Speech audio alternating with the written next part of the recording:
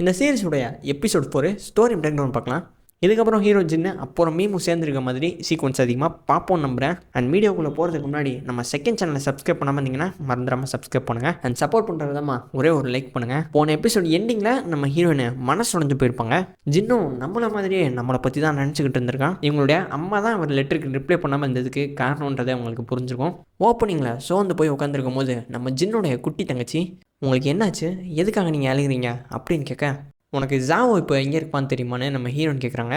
அந்த குட்டி பொண்ணு தெரியுமேன்னு சொல்லிட்டு ஒரு பேப்பருமே கொடுக்குறான். பட் மீமும் அதை பார்த்த உடனே நம்ம ஹீரோ தங்கியிருக்க அந்த இடத்துக்குமே போய் சேர்றாங்க.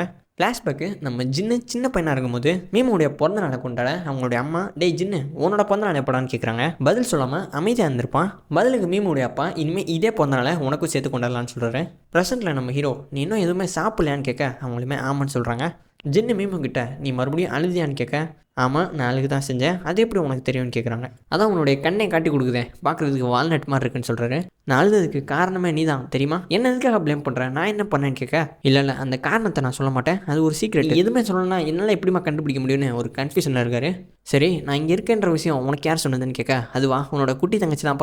ஹீரோயின் ஜின்சின் பிறந்ததுக்கப்புறம் நீ இந்த வீட்டில் ஓகேவா தான் ஃபீல் பண்ணுறியான்னு கேட்க, இல்லை தான், ஆனால் அது எனக்கு ரொம்ப நல்லாவே பழகிடுச்சு பதில் சொல்லி நம்ம மீமுவை ஒரு கேக் ஷாப் கூட்டிகிட்டு போகிறாரு. மீமுவுக்கு சின்ன வயசுலேருந்தே ஸ்ட்ராபெரிஸ் ரொம்ப பிடிக்கும். அதனால் ஒரு அழகான ஸ்ட்ராபெரி கேக்குமே வாங்கினதுக்கப்புறம் உனக்கு வேறு ஏதாச்சும் வேணுமான்னு கேட்க, எனக்கு ட்ரிங்க்ஸ் வாங்கணும்னு சொல்கிறாங்க. பிறந்த நாள் பொண்ணு கேட்டால் மாட்டேன்னு சொல்ல முடியுமான்னு ஓகே சொல்கிறாரு.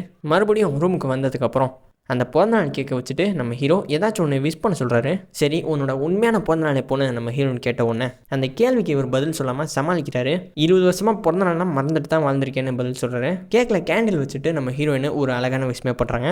எல்லா வருஷமும் எங்களுக்கு சந்தோஷத்தை கொடுங்க, நாங்கள் எப்போவுமே இதே மாதிரி ஒன்றா இருக்கணும்னு வேண்டிக்கிறாங்க. மீமு ஜின்னுக்கிட்ட, நான் உங்ககிட்ட முன்னாடியே சொல்லிடுறேன், ட்ரிங்க்ஸ் பண்ணி எனக்கு பெருசாக பழக்கம் இல்லை, ட்ரிங்க்ஸ் பண்ணதுக்கப்புறம் கொஞ்சம் கிரேசியாக மாறிடுவேன். இப்போது என்ன தான் சொல்கிறேன், ட்ரிங்க்ஸ் உனக்கு பண்ணணுமா வேணாமான்னு கேட்ட உடனே கொஞ்சம் சோர்ந்து போயிட்டு சரி ஓகே இப்போதைக்கு குடிக்க வேணான்னு சொல்கிறத பார்த்துட்டு நம்ம ஹீரோ அந்த பாட்டிலுமே திறந்து கொடுக்குறாரு. 2 பேருமே ஜாலியாக சேஸ் பண்ணிவிட்டு சில் பண்ணிக்கிட்டு இருக்காங்க. எனக்கு என்னுடைய அம்மாவை நினச்சா தான் வருத்தமாக இருக்குது. அவங்க கண்மூடித்தனமாக அந்த அங்கிளை நம்பிட்டு இருக்காங்க. கனடாவுக்கு போயிட்டு செட்டில் ஆக போகிறேன்னு சொல்கிறாங்க. ஒருவேளை அவர் ஏமாற்றிட்டாருன்னா அம்மா கண்டிப்பாக கஷ்டப்படுவாங்கன்னு புலம்புறதை பார்த்துட்டு பதிலுக்கு ஜின்னு, இங்கே பாரு உன்னுடைய அம்மா ஒரு ஏமாறக்கூடிய கேரக்டர் கிடையாது, நீ அவங்களுடைய ஜட்ஜ்மெண்ட்டை நம்பு, அவங்க கரெக்டான முடிவு தான் எடுப்பாங்கன்னு சொல்கிறாரு. என்னோடய அம்மா சைனாவில் எனக்குன்ற இருந்த வீட்டையுமே விற்றுட்டாங்க, அப்போது நானும் ஹோம்லெஸ்ஸாக மாறிட்டேன்னா எனக்கு இனிமேல் தங்குறதுக்கு வீடு இல்லையான்னு கேட்குறாங்க. என்னோடய அப்பா என்னை பெருசாக கண்டுக்க மாட்டாரு, என்னோடய அம்மாவுமே என்னை மதிக்க மாட்டாங்க, அப்புறம் என்னோடய அண்ணனுக்கும் என் மேலே பாசமே இல்லைன்னு சொல்கிறாங்க. சரி ஓகே உன்னோட நிலைமை எனக்கு புரியுது, ஆனால் லேட் நைட் ஆகிடுச்சு, நைட்டில் வீட்டை விட்டு வெளியே தங்குறது நல்ல பழக்கம் கிடையாது, வீட்டுக்கு போகலான்னு பதில் சொல்லும் போது, ஆனால் நீ தான் ஒரு மோசமான கேரக்டர் கிடையாதுன்னு நம்ம ஹீரோயின் பதில் சொல்கிறான். நான் மோசமான கேரக்டர் கிடையாதுன்னு உனக்கு எப்படி தெரியும்னு கேட்க, நீ என்கிட்ட ஒரு முறை கூட தப்பாக நடந்துக்கிட்டதில்ல, அதை வச்சு தான் சொல்கிறேன்னு சொல்கிறாங்க. போகிற போக்க பார்த்தா இவன் நம்மளை வீட்டுக்கு அனுப்பிச்சிருவான் போலன்னு நான் வீட்டோட சாவியை மறந்து வச்சுட்டு வந்துட்டேன்னு சொல்கிறாங்க. நீ ஒன்றும் கவலைப்படாத, அதே கோஇன்சிடென்ஸாக என்கிட்ட ஒரு ஸ்பேர் இருக்குன்னு கட்டுறாரு. மீமு உண்மையாகவே போதில் தான் இருக்கா போல நம்ம நினச்சிக்கிட்டு இருப்போம், ஆனால் எப்படியாவது இந்த வீட்டில் தங்கணும்னு நடிச்சுக்கிட்டு இருக்காங்க. மீமு ஜின்னுக்கிட்ட அந்த வீட்டில் ஒரு ஹீட்டர் கூட இல்லை, ஷவர் இல்லாமல் நைட்டு தூங்க போனால் எனக்கு ரொம்ப அன்கம்ஃபர்டபுளாக இருக்கும், நான் இப்போ தான் இந்த ஊருக்கே வந்திருக்கேன், எப்படி என்னால் கோல்டு வாட்டர்லாம் பேலன்ஸ் பண்ண முடியும், இப்படிலாம் சாக்கு போக சொல்லி எப்படியாச்சும் நம்ம ஹீரோவை மேனிப்புலேட் பண்ண ட்ரை பண்ணுறா. சரி ஓகே இன்றைக்கி ஒரு நாள் தானே நம்ம ஜின்னுமே மீமுவை தங்குறதுக்கு ஒத்துக்கிறாங்க. நல்லா பேசிக்கிட்டு இருந்துட்டு திடீர்னு மீமு எனக்கு வயிறு வலிக்கிற மாதிரி இருக்குன்னு சொல்கிறாங்க. என்ன காரணம்னு தெரிஞ்சுக்கிட்டு அதுக்கு தேவையான ப்ராடக்ட்ஸை கடைக்கு போயிட்டு கொண்டு வராரு. உனக்கு தேவையானதை கொண்டு வந்துட்டேன், நான் வெளில வெயிட் பண்ணுறேன், நீ சேஞ்ச் பண்ணிவிட்டு என்னை கூப்பிடுன்னு சொல்கிறாரு. அவங்களுமே போயிட்டு ஃப்ரெஷ்ஷாக போயிட்டு நம்ம ஜின்னுமே கூப்பிட்றாங்க. நம்ம மீமு தூங்குறதுக்காக ஒரு பெட்டை காமிச்சதுக்கப்புறம் நீ எங்கே தூங்குவேன்னு மீமு கேட்க, நான் பக்கத்து வீட்டில் தூங்க போகிறதா அவருமே அங்கேருந்து கிளம்பி போகிறாரு. மீமுக்கு மறுபடியும் வயிறு வலிக்க ஆரம்பிச்சதுங்க. அவங்க வெளியில் கஷ்டப்படும் போது வெளியில் போன நம்ம ஹீரோ ஒரு முறை செக் பண்ணுறதுக்காக வந்திருப்பாரு. பட் இவங்க கஷ்டப்படுறாங்கன்னு தெரிஞ்சதுக்கப்புறம் ஹாஸ்பிட்டல் கூட்டு போகலாமான்னு கேட்க அதெல்லாம் வேணான்னு சொல்கிறாங்க. என்னடா பண்ணுறதுன்னு பதட்டத்தில் கூகுளில் பார்க்குறாரு. இந்த மாதிரி வயிறு வலிக்கும் போது பெயின் குறையிறதுக்கு விரலை வச்சு பெல்லிக்கு பக்கத்தில் அழுத்த சொல்கிறாங்க. மீமுக்கு இவர் எங்கே சொல்கிறாருன்னு தெளிவாக தெரியல, அதனால் இவர் தன்னோட கையை வச்சு ப்ரெஸ் பண்ணி காமிக்கிறாரு. ஜின்னோட கை வாமாக இருக்குதுன்னு அந்த கையை அப்படியே பிடிச்சிக்கிறாங்க. என்ன இருந்தாலும் இவங்க 2 பேரும் ஆப்போசிட் ஜெண்டரு, இது அப்ராப்ரேட்டாக இருக்காதுன்னு சொல்லி அவனோட கையை எடுக்க முயற்சி பண்ணும்போது மீமு மறுபடியும் நம்ம ஜின்னோட கையை வச்சு அழுத்தம் கொடுத்துட்டு தூங்க ஆரம்பிச்சிடுறாங்க. இவரும் எதுவும் சொல்ல முடியாமல் அமைதியாக தான் இருந்திருப்பார். ஃப்ளாஷ்பேக்கில் பார்த்தீங்கன்னா நம்ம மீமு பிறந்ததுக்கப்புறம் நம்ம ஜின்னு தான் அவங்கள பார்த்துக்கிறாரு. மீமுடைய அம்மாவுக்கு ஜின்னை பிடிக்கலனாலும் சின்ன பையன் முன்னாடி கொஞ்சம் கேர் பண்ணுற மாதிரி நடிக்கிறாங்க. இங்கே தான் ரிவீல் பண்ணுறாங்க நம்ம ஜின்னுடைய அப்பா வேறு யாரும் கிடையாது, நம்ம மீமு அப்பாவுடைய பிரதரோட பையன். மீமுடைய அம்மா இந்த பையன் வீட்டில் இருக்கிறது எனக்கு சுத்தமாகவே பிடிக்கலன்னு சொல்லும்போது, இங்கே பாரு அவன் என்ன இருந்தாலும் என்னோட பிரதரோட பையன், அவனோட அப்பா ஒரு ரேஸில் இறந்துட்டார், அதுக்காகலாம் அவனோட பையனை என்னால் அப்படியே கைவிட முடியாதுன்னு சொல்கிறாரு. மீமு குழந்தையாக இருக்கும்போது 2 வயசு ஆனதுக்கப்புறமும் பேச மாட்டாங்க. அவங்க அம்மா ரொம்பவே வருத்தப்படுறாங்க. இந்த ஜின்னு பையன் வீட்டில் இருக்கிறதுனால தான் வீட்டில் எதுவுமே சரியாக நடக்க மாட்டேது. என்னோட பொண்ணுக்கு 2 வயசு ஆயிடுச்சு, ஆனால் அவள் பேச மாட்டா, எனக்கு ரொம்ப பயமாக இருக்குதுன்னு நம்ம ஜின்னை ஏதோ ஒரு ஆசிரமத்தில் சேர்க்கறதுக்கு ஒரு ஆளை கூப்பிட்டு வராங்க.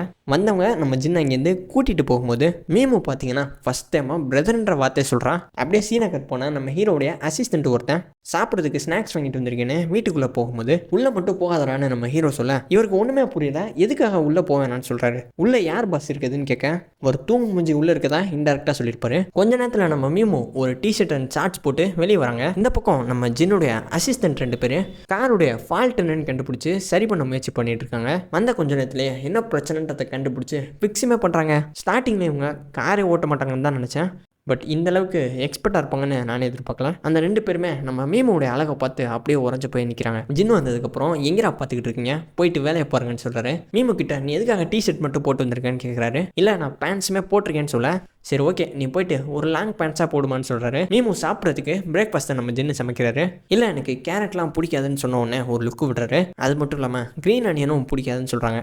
ஆரம்பத்திலே சொன்ன மாதிரி இவங்களுக்கு காய்கறி சுத்தமாக பிடிக்காது போல், பட் ஹெல்த்துக்காக சாப்பிட்டு தானே ஆகணும். கொஞ்சம் நேரம் அமைதியாருன்னு சொல்லிட்டு அது எல்லாத்தையுமே போட்டு சமைச்சு முடிக்கிறாரு. சாப்பிடும்போது மீமு ஜின்னை பார்த்து இங்கே பாரு நீ என்னுடைய சொந்த அண்ணன் கிடையாது, ஆனால் நீ என்னை ஓவராக கண்ட்ரோல் பண்ணுறேன்னு சொல்கிறாங்க. அப்புறம் ஜின்னு கிட்ட என்னோட சூட் கேஸை கொஞ்சம் ஓப்பன் பண்ண ஹெல்ப் பண்ணுறியா, அதில் ஏகப்பட்ட ட்ரெஸ் இருக்குது இப்படின்னு இன்டெரக்டாக எங்கே வருவாங்கன்னு உங்களுக்கே தெரியும். பதிலுக்கு ஜின்னு இங்கே பாரு நான் உன்னை தங்குறதுக்காக ஒத்துக்கவே இல்லைன்னு சொல்கிறாரு. மீமு நேற்று நைட்டு தானே நான் தங்குறதுக்கு ஓகே சொன்னேன், நான் சொன்னது ஒரே ஒரு நைட்டு தான், நீ தப்பாக புரிஞ்சுக்காதான்னு சொல்கிறாரு. சாப்பிடும்போது அந்த கேரட் எடுத்து நைஸாக ஓரமாக வைக்கிறாங்க. இவரை பார்த்த உடனே வேறு வழி இல்லாமல் ஓரமாக வச்ச கேரட் எடுத்து மறுபடியும் சாப்பிட்றாங்க. அப்படியே சீனை கட் பண்ணால் அந்த பெட் கட்டின பணக்கார கேட்டு அந்த மொத்த ரிங்கோட ஓனரை காமிக்கிறாங்க. காரில் நேவிகேஷன்லாம் கேட்டு ஃபாஸ்ட்டாக ஓட்டிகிட்டு போகிறாரு. அப்போது கேஷுவலாக ஒரு பிளாக் கலர் காரு இவருடைய ஸ்பீடுக்கு ஈடு கொடுக்குறாங்க. இவருக்கு கொஞ்சம் ஆச்சரியமாக இருக்குது. ரேசிங்கில் நம்மளே ஓவர்டேக் பண்ண முயற்சி பண்ணுறானா, அப்போது ஓகே பயங்கர ஃபாஸ்ட்டாக விட்டுறாரு. அவனுடைய பாதையை பிளாக் பண்ணிவிட்டு இவர் முன்னாடி ரைட் பண்ணுறாரு. பின்னால் வந்த அந்த பிளாக் கலர் ஹெட்லைட் ஆன் பண்ணி இவரை டிஸ்ட்ராக்ட் பண்ணிவிட்டு பக்காவாக ஒரு ஓவர்டேக் பண்ணி ட்ரிப் டைமே பண்ணுறாருங்க. பார்த்த உடனே இவருக்கு பயங்கரமான ஷாக்கு. மனுஷன் ஒரு செகண்ட் காரை நிப்பாட்டி வெளில போகிறவனை வேடிக்கை பார்த்துக்கிட்டு இருக்காருங்க. அந்த பிளாக் கலர் காரை யார் ஓட்டுனதுன்னு இவர் முகத்தை கூட பார்த்து இருக்க மாட்டார். அவனுடைய டிரைவிங் ஸ்கில்லு இவரை ரொம்ப இம்ப்ரெஸ் பண்ணிடுச்சுன்னு தான் சொல்லணும். இவர் கீழே இருக்க அந்த ஆளுங்க எல்லாத்துக்கிட்டையும் அந்த பிளாக் கலர் காருடைய ஸ்பெசிஃபிக்கான பார்ட்ஸ் எல்லாத்தையும் மென்ஷன் பண்ணி எப்படியாச்சும் இந்த வண்டி எங்கே இருக்குதுன்னு கண்டுபிடிங்க. இந்த மாதிரி ஆல்ட்ரேஷனு இந்த சிட்டிலே 2-3 தான் அவைலபிளாக இருக்குது. இந்த மாதிரி ஒரு காரை நீங்கள் தெருவில் எங்கே பார்த்தாலும் உடனே எனக்கு தெரியப்படுத்துங்க சொல்கிறாரு. ஸோ அப்படியே அந்த இடத்துல இந்த எபிசோடையுமே முடிக்கிறாங்க.